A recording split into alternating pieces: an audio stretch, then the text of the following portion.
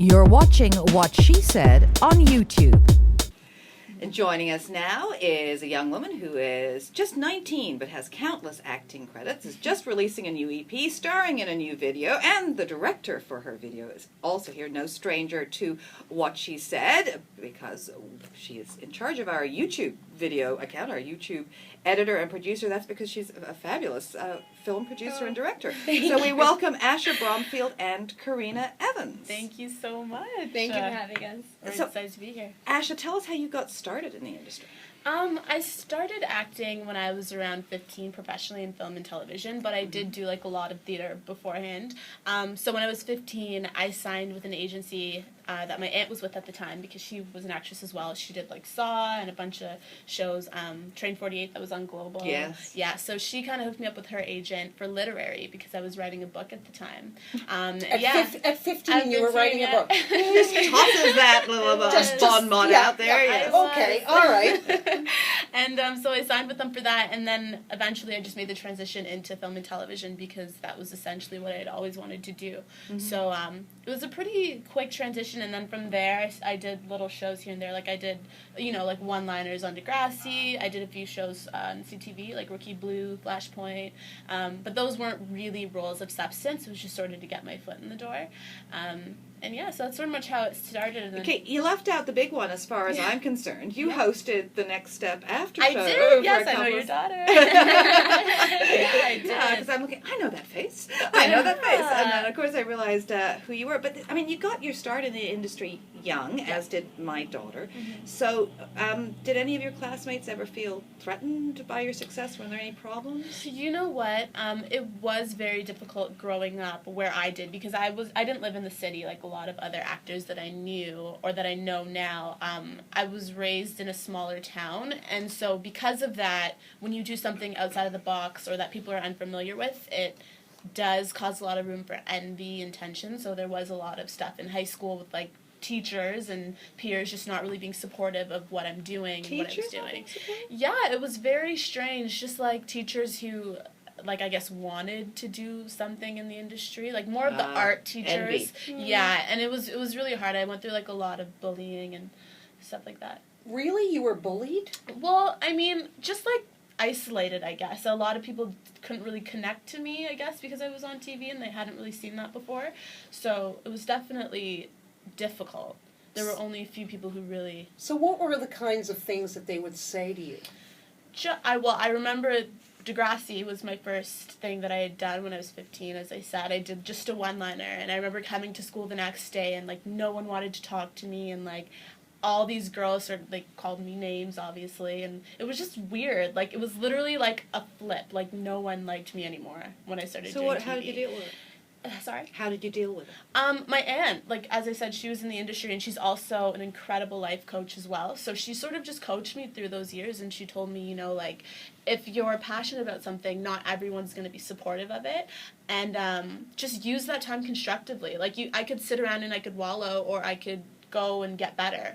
So, for example, at lunch, I wouldn't go sit with the girls. I would go to, like, the library and really, like, hone in on my craft. So... Do you ever think that you're not taken seriously because of your age, because you're young? Oh, 100%. I mean, I was just saying to Karena today, like, it's just recently that I find that people are starting to really take me seriously and know that this isn't just a hobby that I'm doing, that this really is my career.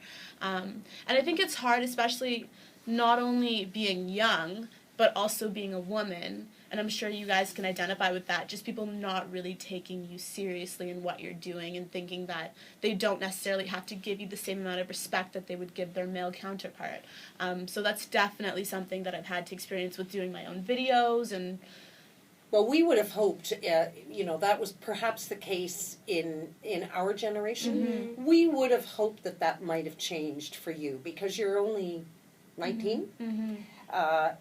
It's subtle. And it's sad. It is. But, I mean, feminism now is becoming so much more dominant, so people are definitely more aware. But I'm very analytical, and I notice it in very subtle things, just in, like, tone of voice of how people speak to me or what they sort of... how they handle the quality of my work, just people that I work around. And it doesn't happen all the time, but it does definitely happen. Like, there is definitely...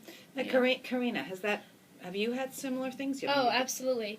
Absolutely. And I was talking with my brother about this, and I think the only real way that people are going to take me seriously, are going to start to realize that this is something that I'm passionate about, that I'm serious about, as Asha said, is from my art. Dealing with those challenges as a woman, as an 18-year-old, people will look down on you, but the only way that I can really speak out to them is not by my words, not with my words, it's with my art. Yeah. And with my projects, and with my work. How did you two connect? Funny enough, Asha asked me to act in her first video, two videos ago, called December 15th. And we really connected during the shoot. And she asked me then to help out with her next video called Faded. And which was a huge learning experience. I wouldn't say it was our biggest success, but it was a huge learning experience. And without that, we wouldn't have been able to create the work that we did with White Honda. Yeah. And then it took off from Faded, and here we are. Before we talk about that, I want to ask you, because you're both the same age. You're both young women starting out in the business. You've been paying attention to the Jian Ghomeshi story. Have you ever been confronted this kind of harassment, or because of your age, or because of what you're doing, trying to break in? You know what? Surprisingly enough, yes. Not directly, but I've definitely Sweetie, it's not surprising. I've definitely been on sets, especially there was a movie that I did recently where there was just a lot of disrespect because the cast was mainly, like, women, dominantly, like, 18 to 24, and we were playing, like, sorority girls, so everyone was really, like, dolled up and the whole nines, and I definitely did see a lot of that. Just like harassment, entitlement of men just feeling like they can say whatever and do whatever because, we're women and we're not going to do anything and we want to keep our jobs. So it's more frequent than you think it would be. What about your friends? Because we hear from other people that we've heard from Kate's daughter that many of her friends, and not to be named, have experienced where, pretty bad behavior. Totally. So it's not this story, what we're saying, didn't surprise young people as much as it surprised people our generation. I think, do you want to? I think it's sad that it doesn't faze us. Yeah. I think that is an underlying issue, that it's not something that would surprise us, and I think we've, as women, have definitely, or as young women, haven't really thought about it enough. Okay, so can you explain this to me? I do not understand. I mean, I grew up, I'm 53 years old now. So, I mean, I was there before the time, like in the 70s, stuff started changing. Women were allowed to play professional sports. Yeah. Women were allowed to be on teams. I mean, my daughter didn't realize that only happened, in the 70s, right? So now I see this big onslaught of young girls your age holding up the "I am not a feminist" sign. To me, feminism means you get equal pay for work of equal value, and that socially, economically, and politically, you're treated as an equal. What is this wave of women saying they don't want to be feminists? It's funny because my heart starts beating at the subject because I'm so passionate about feminism and sexual liberation for young women. But I think that there's a deeper issue. I don't think it's surface. I think it's very deep. I think that I'm writing a book, by the way. It's about the sexual liberation of young women, and it's sort of a how-to guide on how to come into your womanhood, because a lot of my friends and we were going through this awkward stage of coming into our womanhood, but it was weird and tricky because now you're not a kid anymore, and now people are looking at you differently, and it's just a very weird time. And I think in other cultures we see examples of how to deal with that, but not necessarily in Western culture. What do you mean? Give us. I just feel like from a young age, young girls are taught to disconnect from any sexual part of themselves, from their sexualities, and by subtle things like close your legs or cover up, or just like little things that were very, very subtle things that play on your subconscious when you're told something to a girl and not to a boy. So for example, in schools, when girls are told if your skirt isn't this long, we're going to send you home, but boys aren't told the same thing. So it's just subtle things like that, and I feel like because girls are so disconnected at such a young age, they don't necessarily know how to, they develop like a sexual shame, I feel, and when they get older, they don't necessarily know how to find pride in that. So for example, when a man is doing something like sexual harassment, we don't necessarily know how to deal with that because we don't know how to protect our own sexualities in the first place. So it's a very weird ground, if that makes sense. Like, is the double standard still alive and well? 100%. And I just feel like in order to be better, we have to start teaching girls about, their sexualities, about their femininity, about the inner goddess that we all possess as women and young women, and then we can take pride in it, and then we can feel good about standing up for it. So let me ask you, in the last few weeks since the John Ghomeshi story, in the conversations you've had with your male and female friends, is this a subject that's come up? Yes. And how have your male friends reacted? And Karena, you have brothers. How have they reacted to this? I haven't actually talked to my brothers. I haven't talked to my brothers about that, just because it is, I would say, a touchy subject, but one that should be discussed. But this is something that I'm learning a lot from Asha, and I'm so extremely fortunate to have met Asha, who could teach me about myself and teach me to be proud to be a woman and love every part of myself, and not just physically, but use that to bring power to women. And Asha, have you talked to any male friends? You know what? Go ahead, sorry. Go ahead. Well, I haven't necessarily spoke with anyone, but I've overheard conversations. I was on set for a movie last week, so I overheard a lot of conversations when it just came out, because the crew was dominantly male.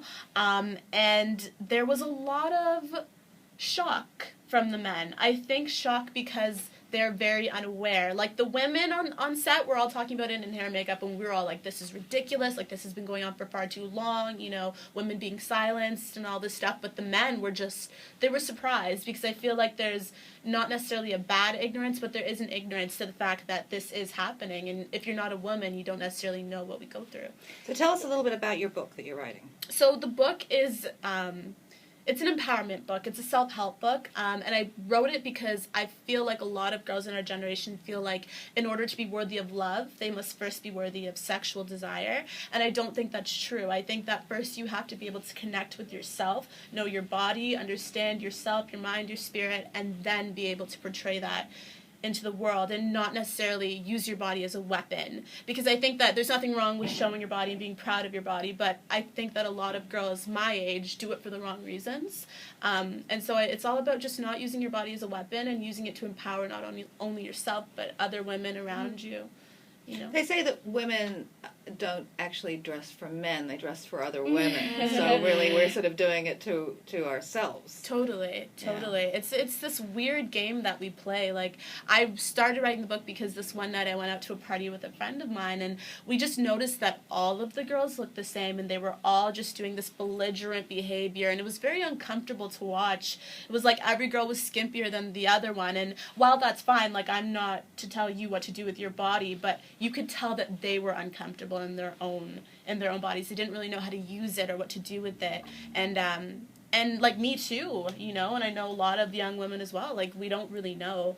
So yeah, I think it's important to have a conversation. Okay, we're going to continue our conversation on the other side of the break, and we're going to talk about White Honda, the song itself, which, I watched it last night.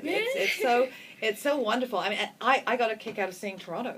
You played Toronto really well, and the lyrics are fabulous. Thank you. So we'll play a little bit of that when we come back, and we will talk to Asha and Karena about the whole process and where they go from here. Stay with us at What She Said. You're watching What She Said on YouTube. Asha Bromfield and Karena Evans. You were just hearing Asha sing there. That song is Fading, and that is off. This is off your also on the upcoming EP. Or yeah. So pretty much what it was a collection of songs, not necessarily an EP, but a body of work that we called a project. So 3 singles that we put out with visuals. All right, and the visuals, Karena, the visuals for White Honda. pretty sexy, actually. Yeah. What did your mother say? She loved it. Didn't comment on that part of the video, but she loved everything else. Okay, so how much collaboration is there between you in what the images, because I mean, you wrote the song, right? And not by myself. I wrote it along with Symone, who's a songwriter in Toronto as well. So how are you trying to get Karena to put through, convey the song in images? How much collaboration is there? Well, I think that because the song was so literal, and it was based off of a true story, there was a lot of thought that went into it. We didn't just go into it blindly. And from the beginning, I said to Karena, like, I love your work, and I want to be able to take what I experienced and what you've experienced and put it together and create something that was honest and visually appealing, but at its core, just very honest. So we did a lot of pre-planning, and essentially the story that we wanted to tell was a young, reckless love experienced within the city of Toronto, because not only is that honest, but people can relate to it. And it's our target demographic. People can understand that. So for me, when I went through a breakup, I didn't really find the closure that I needed within it. And I wanted to do a concept that more honored the relationship and said thank you for it, to sort of find my own healing and peace within what I experienced. And the white Honda was just very symbolic. And I think that we took the idea of this white Honda to symbolize how I experienced the city at a young age and how I experienced my first love, because, when you're young and your boyfriend has a car and you're riding around. Sure you can. So that's sort of what we wanted to capture. So I went to Karena with the concept, and the words were very literal, and, we went from there. And what's your process? Take us through where you went from there. Well, I spent a few weeks writing the concept, and I approached Asha with it multiple times, and we worked at it, but I really realized with the shoot for White Honda that the script was more of a map for the story, or for the project, but the story kind of took off while we were shooting. It kind of evolved into its own thing, and we really realized what the purpose of White Honda and the purpose of telling this story was. What is it to you? What is the purpose? Wow. You said it. Yeah, I know. It's White Honda really explores the dimensions of this relationship, and I don't think it was just Asha's relationship. I don't think it was just my relationship. I think that it really expresses a connection with somebody, and that can be on extreme highs, it can be on extreme lows, and I think that White Honda can touch many people. And not, like, when people are watching this, not only have they said, oh, that's Black Market, oh, that's Markham Station, oh, that's Dundas Square, they really connected with the scenes. They really connected even with the scene in the alleyway, even, the scene at the X. I just think there's a lot of dimensions of a relationship that we need to be aware of, and we need to be aware of what's healthy and what's not, and I'm not sure it's that great to be parading around Toronto alleys in that rather dramatically sexy lingerie late at night.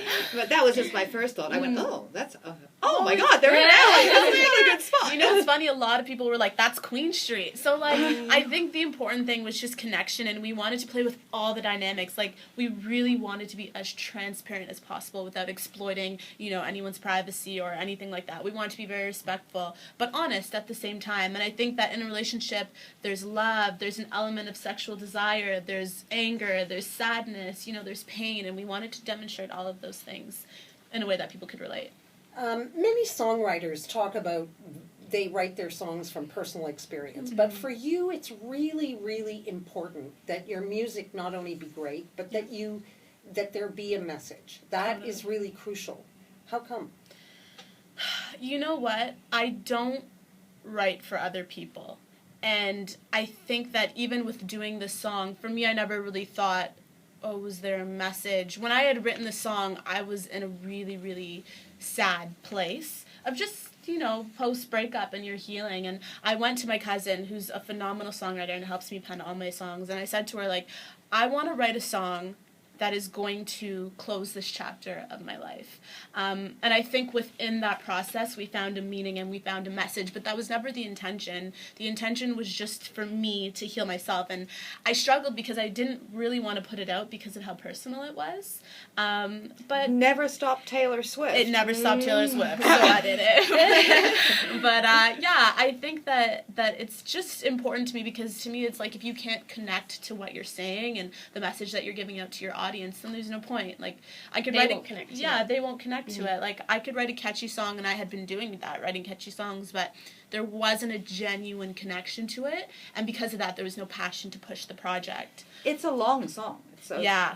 Is that unusual? I mean, usually you're looking at three minutes, and this is Yeah. over 5.5. Yeah. Right? I had a lot to say. I had a lot to say. Just go ahead. No, is it just? I mean, how important is the video? I know it's important, but in these days, because I ask Alex, like, where do you hear this new music that you're putting on my iTunes? That's great. I just don't know where you get it, and she tells, because much music is like, there is no MTV. There's no music videos on there anymore. Yeah. There are a couple of shows, but she said, we find it on YouTube. So how do you? The visuals, I think, are important to get the message out. But how do you market this in this day and age?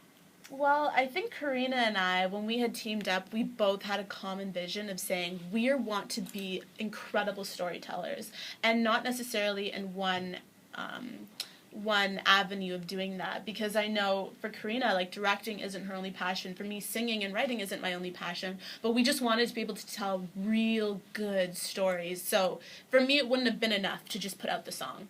I wanted to really provide my viewers with an experience, and I think the same with Karena. We just wanted them to experience it fully in a three-dimensional way, so a visual was really important. So what comes after this? I mean, you're writing, you're singing, you're acting, you're directing. I mean, are you going to write a movie now? Karena? We are working on something. Oh! Yeah, we're working on a short film, still under wraps. Yeah, in process. Yeah, it took White Honda a long time, but I wouldn't change what happened for anything, because I think everything happened the way it was supposed to. White Honda was an extremely great learning process for me. Not only was I able to create great art, but I was able to make long-lasting relationships with the people that I worked with. And it wasn't just Asha, it wasn't just maybe the cinematographer, it was the choreographer, the stylist, and I really understood that to be able to make a great product, you really have to develop a great chemistry with your team. So how are you? You're at university, Karena? Yeah. You are working here as our YouTube manager, and social media manager, and you're doing all this work. I mean, it's all so absorbing and so interesting. Is that what keeps you Yeah, going through it? I don't know what exact avenue I want to go in, whether it be, as a cinematographer, as a director, as an actor, as a writer.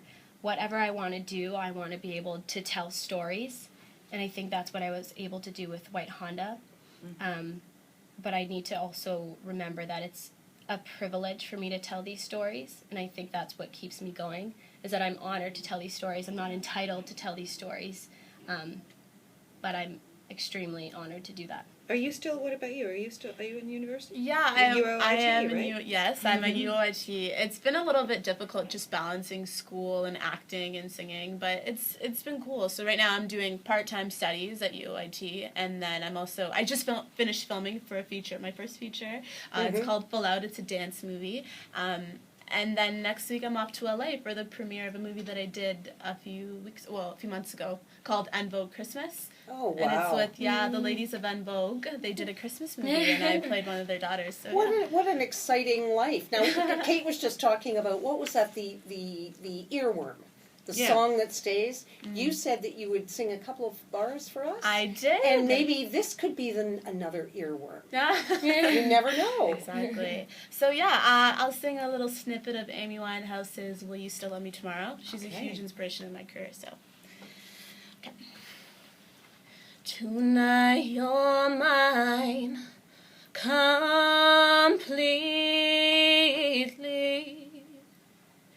You gave your love so sweetly.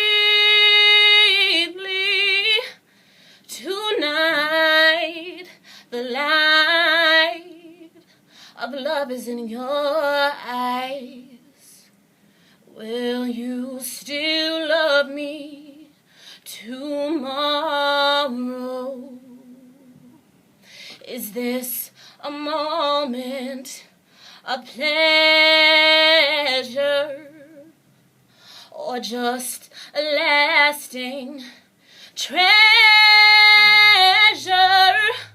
Tonight, the light of love is in your eyes. Will you still love me tomorrow? Wow. That's unbelievable. One of my all-time favorite songs, but Carole King. It's Carole King's Okay, song, not Amy Winehouse. I These young kids, what do they know? But with a voice like that, I know, who who cares? cares? I mean, who cares? So how do our listeners get in touch with you? How do they contact you if they want to follow you? We'll put up all your links and everything. Totally, yeah. But- Well, you can reach me at Twitter and on Instagram at Asha Aliya, which is ASHAALIYAA. And Karena? Evans Karena on Twitter and Karena Evans on Instagram. And Nothing how do they special. get the song? White Honda. You can head to YouTube and type in White Honda Asha, ASHA. So that's White Honda by Asha Aliya. Well, all the best to you. And I'm Thank sure you. you have a wonderful career. And when you become famous, remember my daughter. Click the channel subscribe button for full-length interviews and more from What She Said here on YouTube.